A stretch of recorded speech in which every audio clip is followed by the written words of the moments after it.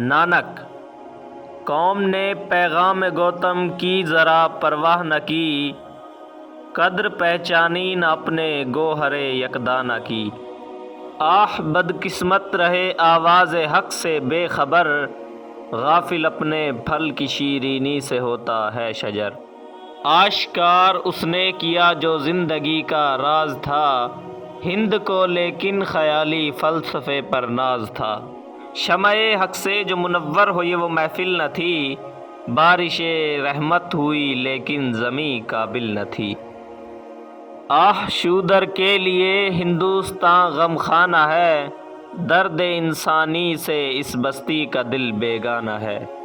برہمن سرشار ہے اب تک مے پندار میں، شمع گوتم جل رہی ہے محفل اغیار میں۔